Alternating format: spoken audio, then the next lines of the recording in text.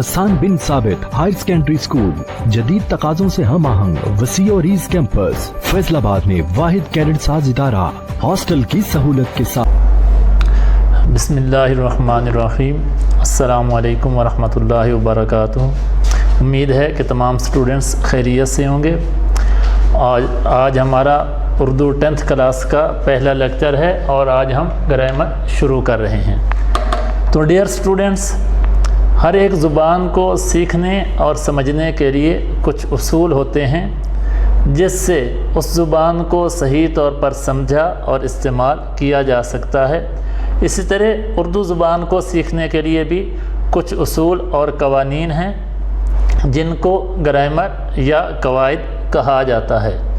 तो कवायद के दो हिस्से हैं, नंबर 1 हिस्सा सर्फ और नंबर 2 हिस्सा नहव। तो सर्फ क्या है?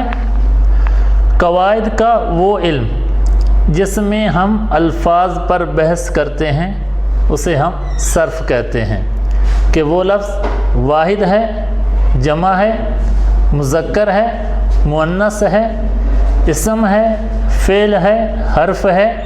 ये सारी की सारी बहस किस में आती है? ये हिस्सा सर्फ में आती है। दूसरा हिस्सा है हिस्सा नहव। नहव किसे कहते हैं? कवायद का वो इल्म जिसमें मुरक्कब जुमलों पर बहस की जाए या इबारतों पर बहस की जाए उसे हम हिस्सा नहव कहते हैं। तो आज हम हिस्सा सर्फ शुरू करते हैं। तो हिस्सा सर्फ में सबसे पहली चीज़ क्या है? लफ्ज़। तो लफ्ज़ किसे कहते हैं? इंसान जो कुछ बोलता है उसे हम लफ्ज़ कहते हैं। लफ्ज़ की तारीफ़ क्या है कि इंसान जो कुछ बोलता है उसे हम लफ्ज़ कहते हैं। जैसे किताब, कलम, रोटी, ये सारे के सारे क्या हैं? अल्फाज हैं। और जो हम बोल रहे होते हैं या तो वो बामाना होते हैं या बेमाना होते हैं, या तो उनका कोई माना होगा या कोई माना नहीं होगा। तो अगर उनका कोई माना होगा तो वो पहली किस्म होगी लफ्ज़ मौजू, और अगर उनका कोई माना नहीं है तो वो दूसरी किस्म होगी लफ्ज़ मुहमल। तो लफ्ज़ मौजू की तारीफ़ क्या होगी कि बामाना अल्फाज को लफ्ज़ मौजू कहते हैं और जिनका कोई माना ना हो, बेमाना लफ्ज़ को लफ्ज़ मुहमल कहते हैं। तो हम आम तौर पर जब बोलते हैं तो उसमें अल्फाज के माना भी होते हैं और कुछ अल्फाज ऐसे होते हैं जिनका कोई माना नहीं होता। जैसे हम खाना वाना बोलते हैं, रोटी वोटी बोलते हैं, तो इसमें खाने का एक माना है लेकिन जो वाना है उसका कोई माना नहीं है।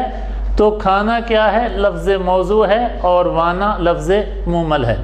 इसी तरह हम रोटी वोटी बोलते हैं तो इसमें रोटी क्या है? लफ्ज़ मौजू है और वोटी लफ्ज़ मुहमल है।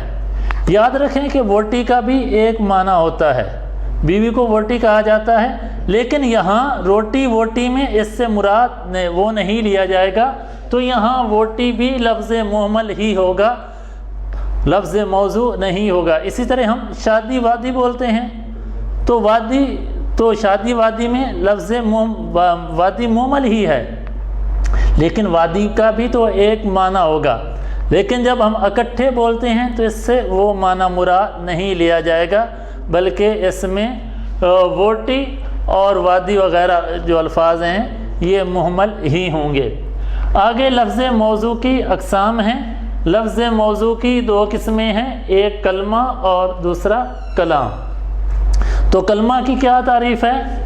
अकेले बामाना लफ्ज़ को कलमा कहते हैं। एक लफ्ज़ हो, अकेला हो, तो उसका कोई माना भी हो तो उसको हम कलमा कहेंगे। जैसे अहमद नेक मस्जिद। और कलाम दो या दो से ज़्यादा अल्फाज के मजमूए को कलाम कहते हैं और वो बामाना भी हो। दो से ज़्यादा अल्फाज हों और उनका कोई ना कोई माना भी हो तो हम उसको कलाम बोलते हैं। यानी कि एक एक लफ्ज़ होगा तो और उसका कोई माना भी होगा تو وہ کیا ہوگا؟ کلمہ ہوگا۔ اور دو ایک سے زیادہ ہو جائیں، جیسے احمد نیک، الگ الگ بولیں گے، ایک ایک لفظ ہیں، تو یہ کیا ہے؟ کلمہ۔ اور احمد نیک ہے تو یہ کیا بن جائے گا؟ کلام۔ پھر آگے کلمہ کی اقسام ہیں، تو کلمہ کی 3 اقسام ہیں، اسم، فعل اور حرف۔ تو سب سے پہلے اسم کو دیکھتے ہیں۔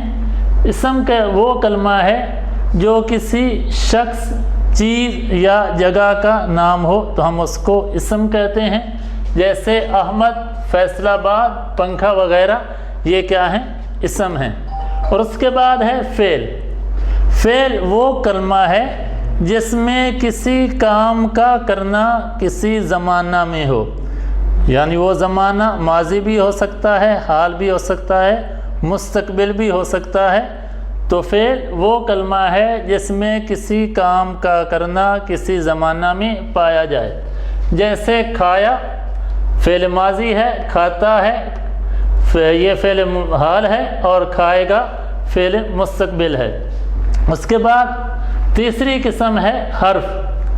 تو حرف وہ کلمہ ہے جس کا اپنا کوئی معنی نہیں ہوتا جب تک وہ جملے کے ساتھ نہیں ملتا، جیسے میں سے کو تک، یہ کیا ہیں؟ حروف ہیں، ان کا اپنا کوئی معنی نہیں ہے، لیکن جب ہم ان کو جملے میں استعمال کریں گے، جیسے میں گھر سے مسجد تک گیا، تو اب سے پتہ چل رہا ہے کہ یہاں سے آغاز ہوا ہے، اور تک سے پتہ چل رہا ہے کہ یہاں مکمل ہو رہا ہے۔ تو جب تک ہم ان کو اکیلے استعمال کرتے ہیں ان کا کوئی معنی نہیں ہوتا، جب جملے کے ساتھ ملتے ہیں تو ان کا بھی ایک معنی ہوتا ہے۔ تو یہاں تک ہمارا آج کا لیکچر مکمل ہوا۔ نیکسٹ لیکچر میں ہم یہاں سے آگے شروع کریں گے۔